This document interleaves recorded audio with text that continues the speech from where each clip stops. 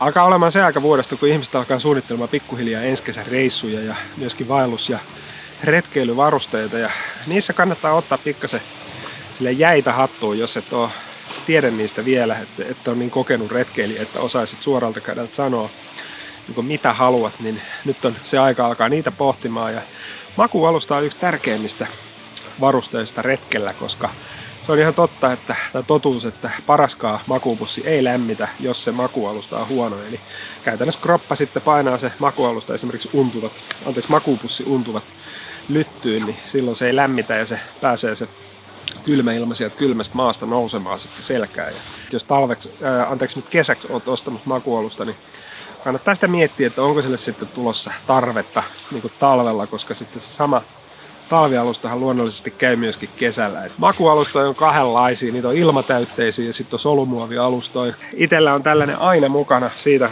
niin kuin riippumatta, että onko mulla tommonen ilmatäytteinen, koska tää ensinnäkin toimii tämmönen, mä käytän tällaista, mikä tää nyt on, tämmönen haitarin mallinen, tää on muistaakseni Thermarestin joku Jet Lite, niin tää toimii tosi hyvänä tämmöisenä istuinalustana. Tää on ihan senkin takia mukana, mutta sitten toisaalta se on myöskin mukana sen takia erityisesti talviretkellä, että mä laitan sen aina tän ilmatäytteisen alle, koska jos tää syystä tai toisesta pääsee puhkeamaan yön aikana, niin vaikka näissä on paikkaustarvikkeet mukana, niin se on vähän sellainen utopistinen juttu ehkä alkaa kovassa pakkasessa ja pimeässä tätä paikkaamaan keskellä yötä, niin siinä vaiheessa tommonen, että on niinku edes joku alusta siinä alla ja tälleen laittaa vaikka vähän vaatettakin sinne eristeeksi, niin selviää sit siitä yöstä ainakin hengissä, mutta tässä on kuitenkin yksi esimerkki tämmöisestä ilmatäytteisestä alustasta ja mulla on näitä 2 kappaletta näitä Xperi-alustoja ja johtuu tietysti siitä, että Veetin kanssa retkeillään kahdestaan, niin pitää olla molemmille omansa, mutta toinen mulla on sellainen talvialusta Downmat, mutta se on tainnut vaihtaa nimeensä, niin laitetaan se uusi nimi tähän päälle. Niin se on sellainen, että se R-arvo on muistaakseni 7,8, niin riittää kyllä ihan kaikilla keleillä. Ilmatäytteisissä on vähän erilaisia systeemeitä, miten näitä täytetään. Aika usein niistä tulee mukana semmoinen täyttö niin säkki. Vähän samanlainen kuin backrafteissa, että se laitetaan se säkki tähän ja säkki täyteen ilmaa ja sitten säkki tonne kainaloon ja puristetaan ilmaa. Tässä mallissa ja sitten siinä mun toisessakin mallissa on itse asiassa tämmöinen integroitu pumppu, eli käytännössä tuossa on käden kuvatkin tässä, eli vähän niin kuin tekohengitystä annettaisiin, niin saa tämän pumpattua täyteen, mutta siihen sellainen clamping-vinkki, mikä tosiaan mulla on joskus käytössä, niin mulla on sellainen niin kuin backraftin pumppu joskus mukana. En ehkä lähtisi sellaista niin kuin ostaa tätä tarkoitusta varten, mutta mulla kuitenkin on semmonen entuudestaan backraftia varten, niin mä aina välillä otan sen mukaan, niin silloin saa esimerkiksi talvella, niin jos on silleen kiire tehdä noita, laittaa petiä valmiiksi ja muutenkin kaikkia leiritoimia tehdä, niin sillä sen saa ihan niin minuutissa täytettyä, mutta se on ehkä vähän semmoinen turhake, mutta se on joskus ihan kiva juttu. Eli kuten sanoin, niin nyt on hyvä aika alkaa valmistautua siihen kesään ja miettiä niitä varusteita, mitä juuri itse tarvitsee, koska se on aika tyypillistä, että tulee tehtyä niitä virhehankintoja ensin varsinkin siinä alussa ja sitten myöhemmin tajuta, että ei tämä käykään mulle ja sitten pitää kuitenkin ostaa se joku toinen vaihtoehto ja näin poispäin, niin se on hyvä miettiä rauhassa nyt tässä ja mitä tarvitsee, haluuko sitä mukavuutta ja sitten kuitenkin sitten sen kustannukselle, että se on se makuualusta vähän isompi vai käykää siellä partioita katselemassa, siellä myyjät teitä opastaa kysymyksissä ja sitten mä tosiaan niin kuin sanoin, niin laitan videokuvauksia partioaitan makuualustan osto-oppaan, niin käy se lukasemassa vielä.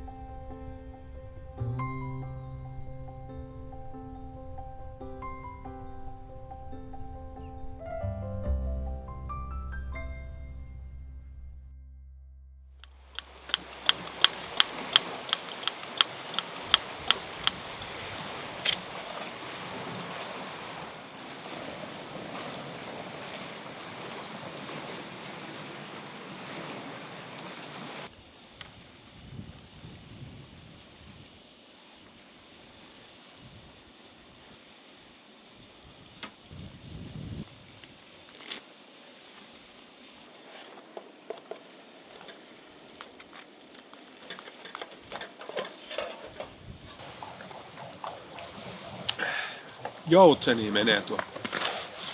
5 joutsenta. Oi hitto, en kerke kuvaamaan. Komea näky. Täytyykö sanoa, että titaaninen paistinpannu ei ole kyllä semmonen asia, mitä mä niin ihan varauksetta suosittelisin kaikille.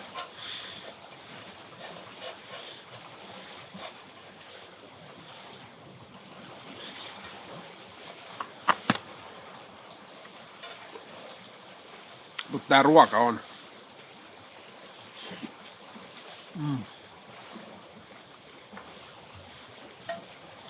Kyllä maistuu luonnossa ruoka hyvälle. Täytyykö sanoa, että ei se kyllä pahalle ole maistunut luonnon ulkopuolellakaan, mutta...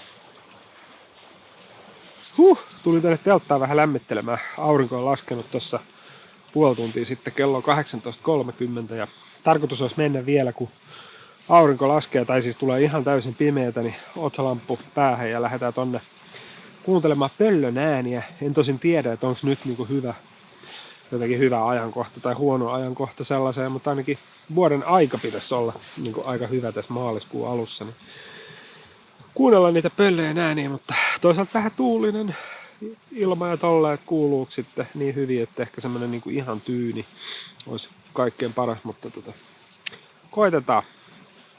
Mä menen itse asiassa ihan niinku makuupussiin sisälle lämmittelee ja lukee vähän Suomen Luontolehteä. Ja sitten kun ihan täysin tulee säkki pimeä, niin lähdetään tonne ulos vielä touhuilemaan.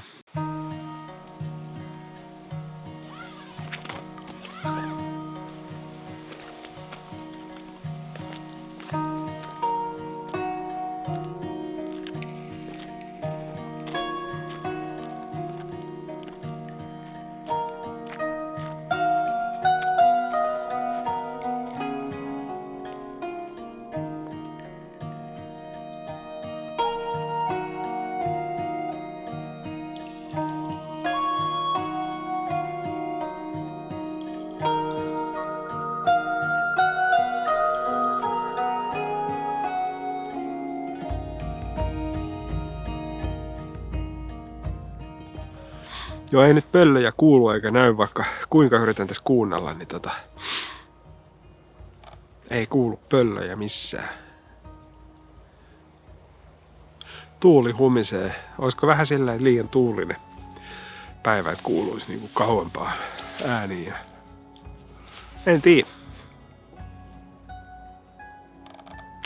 Hetki vielä tässä kävellään ja mä otan tässä samalla vähän stillikuvia, mutta jos nyt ei mitään tässä pöllöä kuulu, niin lähdetään pikkuhiljaa tonne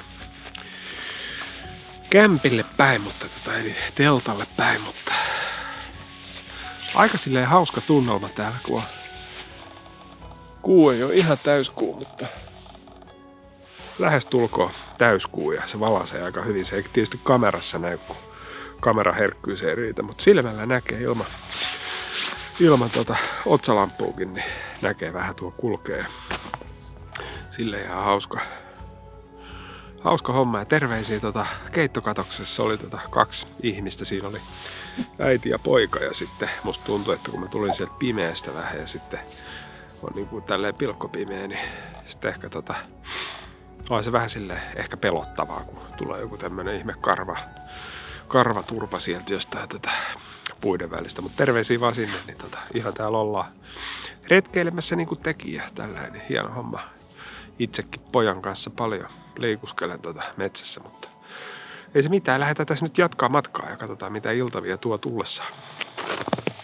No niin, nyt ollaan taas takaisin teltalla ja eipähän näkynyt pöllöjä eikä kuulunut pöllöjä, mutta oli ihan hauska kävelyretki kuitenkin. Otin muutaman stillikuvan siinä, niin ihan jees, mutta lupasin videon alussa kertoa muutaman tipsin nukkumismukavuudesta, eli käytännössä sellaisia pikkujuttuja, millä mä oon itse saanut yöunia parannettua retkillä. Ja yksi ihan niin kuin ensimmäinen niin kuin tärkeä asia on se, että juo päivisin ja aamuisin, koska mä oon ainakin tehnyt monta kertaa sen virheen esimerkiksi tuommoisen rankoilla melontavaelluksilla, että ollaan helteessä menty koko päivä aamusta iltaan, niin sitten vaikka se vesi on siinä ihan vieressä, niin kuitenkin unohtuu se juominen. Ja sitten se menee sellaiseksi niin kuin illalla tankkaamiseksi, joka tarkoittaa sitä, että juostaan sit vessassa koko yö. Eli käytännössä sen pystyy estämään sillä, että muistaa vaan juoda päivän aikana ihan säännöllisesti, niin sitten voi niin kuin lopettaa sen juomisen iltaa kohden, jolloin ei tule siitä pissahätä kesken yö, eikä tarvitse lähteä sitten asioita hoitelemaan. Ja mä ihan niin kuin aloitan mun aamun retkellä sillä, että mä juon 0,5 litraa vettä ja sitten oikeasti yritän muistaa aina sillä ja ottaa pikkuhuikan vettä joka 15 minuuttia, tai mikä se nyt onkaan sitten sulla se, että kuinka usein juot, mutta älä ehdottomasti kuitenkaan jätä juomatta. Siitä on tietenkin muitakin haittoja, mutta yksi on kyllä se, että sitten tulee illalla juotua aika paljon. Toinen on korvatulpat. Se on ehkä sellainen, kuulostaa silleen vähän niin kuin jänskältä ehkä, että jos niinku tukkii korvat eikä sitten kuulla ympäristöä, että sitten voi käyttää vaikka yhtä korvatulppaa. Et mäkin joskus, että jos mä haluan olla sille vähän valppaampi, niin laitan vaan, kun mä tiedän, että mä nukun toisella kyljellä, niin sitten siihen niinku tavallaan vapaaseen korvaan heitän korvatulpan, koska mä oon ainakin itse vähän semmoinen niinku herkkäuninen siinä mielessä, että jos mä niinku illalla kuulen paljon ääniä, niin sitten voi olla, että tai pahin on se, että jos mä oon just nukahtanut, ja sitten kuuluu joku ääni, joku rasahdus tai jotain, niin sitten mä en oikein nuku vähän aikaa. Ja sitten erityisesti sitten keväällä, kun muuttolinnut alkaa kaakattaa, että jos sä oot niinku vesistöjen ääressä niinku nukut niin teltassa, niin se on kyllä sellainen asia, että mikä sitten helposti herättää tommoset joutsenet, niin ne ei paljon kato kelloa, kun ne alkaa kaakattamaan. Niin korvatulpat ja sitten se juominen. 3 on tyyny. Mulla itsellä on tyyny tietenkin voi olla ihan minkälainen vaan, että yksi semmoinen niinku halpa vinkki siihen on semmoinen kangas ostoskassi, että se ei paljon paina ja sitten sinne ostoskassiin pistää niinku fyllingiksi jotain vaatteita, vaikka tähän vuoden aikaan niin toppatakin tai sitten jotain tämmöistä niinku pehmeitä, että ei mitään vyön solkea eikä muuta, mutta sitten on olemassa ihan retkityynyjä ja niitä on ilmalla täytettäviä, mutta syystä tai toisesta ainakin ne mitä mä oon kokeillut, niin mä en ole jotenkin niihin lämmennyt, että jotenkin se ilma tekee siitä tyynystä sellaisen, että se ei tunnu kauhean pehmeältä jotenkin, vaikka se jättäisi niin vähän löysäksi. Niin mä oon tykästynyt tällaiseen Warm Peacein tämmönen itse asiassa untuva täytteinen tämmönen tosi köykäinen tyyny, missä on vetoketju. Ja sitten niin idea on se, että tänne voisit laittaa sisälle nimenomaan niitä samoja vaatteita. Että esimerkiksi kevyt toppatakki tai jotain muuta pehmeitä tänne, niin musta tää on ollut tosi hyvä. Ja sitten kun tää on suhteellisen tämmönen niin pieni kokoinen verrattuna sitten ehkä niihin kangaskasseihin sun muihin, niin tää mahtuu tonne makuupussi niin päätyyn, että se mahtuu tonne makuupussin sisälle ja sitten se ei lähde siitä sitten aika usein sekin ongelma, että sit jos se tyyny on tuossa makualusta ja makuupussin välissä, niin se saattaa siitä lipsahtaa aika helposti pois paikoiltaan, mutta joillain valmistajilla taitaa olla sellainen, mikä kiinnitetään sitten jotenkin siihen makualustaan, mutta mulla ei ole semmoista, mutta tää on ollut kyllä tosi hyvä, mutta vähintäänkin tee jonkunnäköinen tyyny. Yksi vaihtoehto on niin ihan tämmönen paita, vaikka flanelipaita tai miksei teepaitakin, niin sen kun työntää täyteen vaatteita ja sitten laittaa siitä muotoilee semmoisen niin tyynyn muotoisen, niin sitten tosiaan ei ole välttämätöntä ostaa tämmöistä niin oikeata retkityynyä, jos ei siihen halua rahaa sijoittaa, mutta tyyny joka tapauksessa kannattaa olla. Ei tässä muuta. Meikäläinen kömpii tuonne makuupussiin ja tässä on aika kylmä kuitenkin. Mulla on tuo ovi tässä auki, niin vähän tuulee tuolta mereltä tänne sisään. Niin ei muuta kuin me nähdään aamukahvilla taas. Oikein hyvää yötä.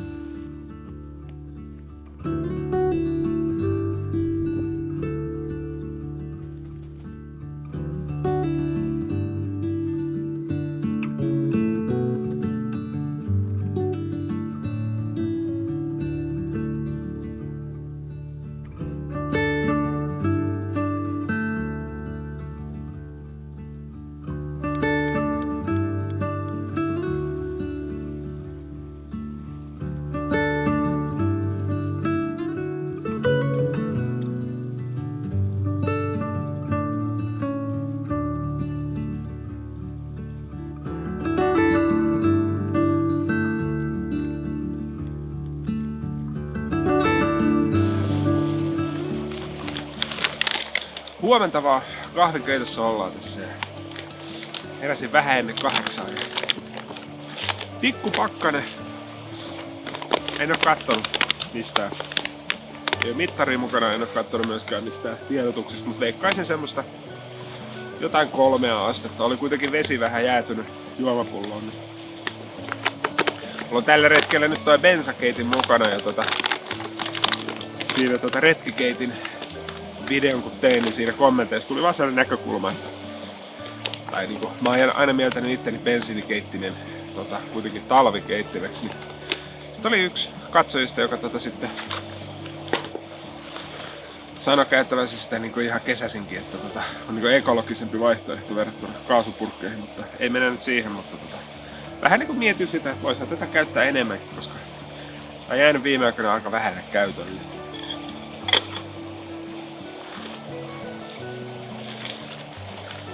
Siinä on hyviä puolia, mutta sitten siinä on myöskin vähän huonoja puolia. Että yksi huono puoli on se, että kun mä tykkään aamukahvit aina juoda tuossa teltassa, niin sitten keittimen kanssa niinku leikkiminen tuossa niinku absidissa on vähän silleen kiikukaa, tai ei mitenkään kesällä ainakaan, niin ei se oikein toimi se homma, niin pitää tulla aina ulkosalle ja silleen. Kuitenkin tuossa polttimen esilämmityksessä niin saattaa vähän liekit leimahtaa, kun mullakin on toi äänenvaimennin tuossa keittimessä, niin se pikkasen estää sitä, että näkyy se esilämmitysbensa. Että se tulee vähän silleen sokkona ja sitten aina vähän yllätyksenä, että kuinka paljon sieltä tulee sitä liekkiä, niin se on vähän silleen teltassakin huono juttu. Hyväksi puoleksi täytyy kyllä laskea se, että on kyllä äärimmäisen nopea ja tehokas keiti, että eikä vaikuta se ympäristön lämpötila pätkääkään. Mä en tiedä muistaaks, onkohan mä puhunut siitä, että tässä Porkkalaniemessä on mulle vähän sellaisia juttuja, mitkä on sille mulle muistoja. Mä oon ollut töissä sellaisessa suuryrityksessä 20 vuotta sitten, jolla oli entisessä elämässä ennen kuin mä aloin valokuvaajaksi. Olin duunissa ja sitten ja työnantajalla oli tuossa ihan oikeastaan aika vähänkin matkan päässä, niin oli useampi mökki, mitä ne vuokrasi. Me käytiin siellä ihan hullun lailla.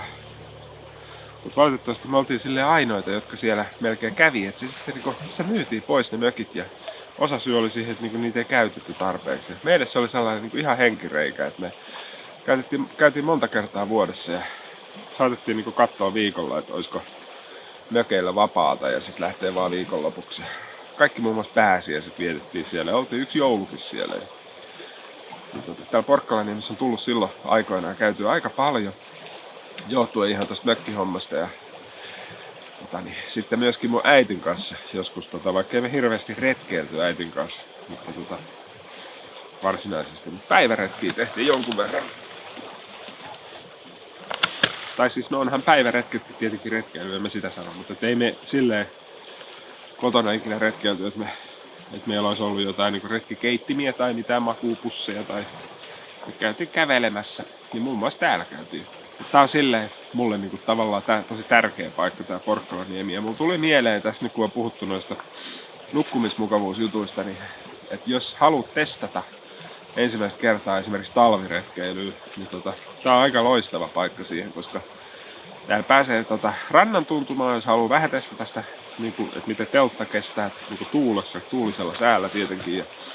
Mutta sitten täällä on tosi paljon puita kuitenkin, että täällä pääsee sitten puiden suojaa ja sitten tarkoittaa sitä, että pääsee kyllä lähteä poiskin sitten aika helposti, että se ei ole parkkipaikat kovin kaukana. Niin tässäkin ollaan aika kaukana parkkipaikasta ja sinne on kuitenkin vain 2 kilometriä matkaa. Että lähempänäkin on telttapaikkoja kuin 2 kilometriä. Voi tietyissä noissa keittokatoksissa niin melkein yöpyy auton viereen, jossa on sellainen tilanne, että ei ihan uskalla vielä tai muuta, että haluaa mennä testaamaan ylipäätään varusteita ja sitten myöskin omia retkeilytaitoja. Ai kun on hyvä kahvi oikeesti. Mulle tärkeimpiä hetkiä kyllä retkistä on aina nämä aamut ja aamukahvit.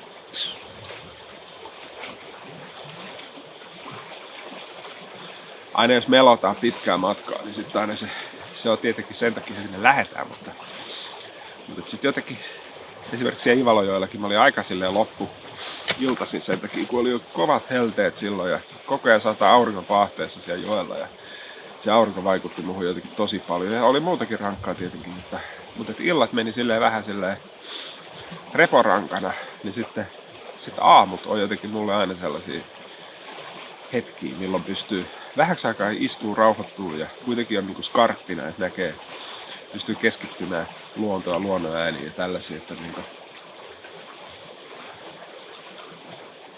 mä en vaihtaisi näitä aamuja kyllä pois. Et mä en ole sellainen, että mä nukkusin mahdollisimman pitkään ja sitten lähtisin liikkeelle vasta myöhemmin. Et mä kyllä niinku otan sen ajan aina aamulla, että jos on sovittu, että lähdetään vaikka 10 liikkeelle ja herätään 9, niin mä kyllä herään 7, että saa vähän silleen rauhoittua omissa ajatuksissa.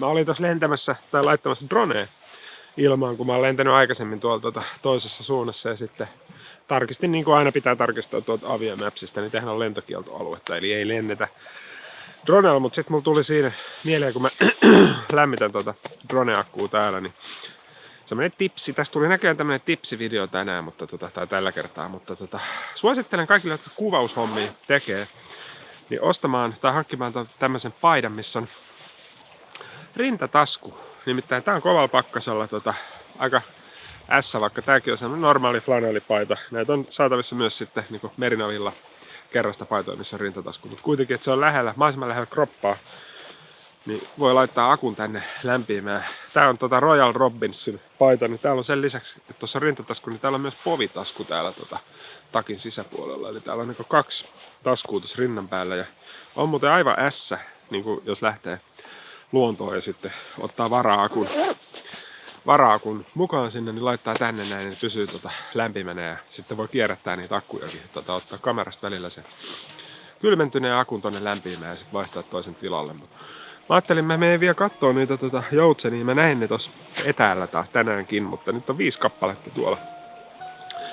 Niin jos mä saisin niitä kuvattua tai ylipäätään nähtyä niitä, mutta toivotan joutsenillekin vaan jaksamista. Kyllä se kevät tulee sieltä ja päästään melomaan ja mitä nyt kukin tykkää tehdäkään, mutta toisaalta tää on kyllä oikeasti loistava aika myöskin retkeillä esimerkiksi täällä Porkkalanniemessä, kun täällä ei ole juuri ketään missään. Että tosiaan se, että niinku äiti ja poika tuossa pyörähti eilen illalla, ne meni ton niinku laittaa telttaa pystyyn. Ne on niinku ainoat, ketkä mä oon tässä sillä yöpymässä nähnyt.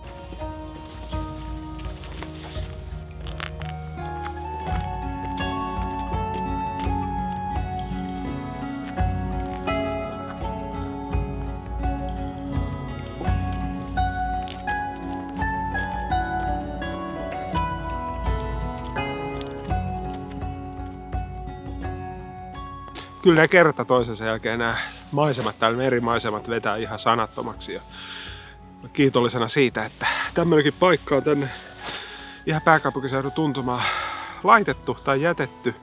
Tämähän on ollut aikaisemmin kansallispuisto ennen sotia ja sitten sen jälkeen sen Venäjän vuokra-ajan jälkeen niin sitten hankkeita ollut, että tästä tehtäisiin uudestaan kansallispuisto ja musta se olisi hyvä niinku tapa säilyttää tää sitten pommin varmasti tuleville sukupuolille, mutta toisaalta onhan nämä suojelualueet muutenkin, mutta ei mene nyt siihen. Niin. Kiitos kaikille, jotka jaksoitte katsoa tämän videon tänne loppuun asti ja olla meikäläisen seurassa. Oli oikein kiva viikonloppu ja tässä on kello sen verran vähän vielä, että kerkee kotiinkin rauhassa tekee varustehuoltoa ja ole vähän perheen kanssa ja huomenna sitten virkeänä töihin 8:00 ja videokuvaukset siellä odottaa töissäkin. Niin silleen. Oli hauskaa. Kiitos sulle kun katsoit videon ja me nähdään seuraavassa videossa. Meikäläinen lähtee tästä lompsimaan autoa kohti. Niin moikka!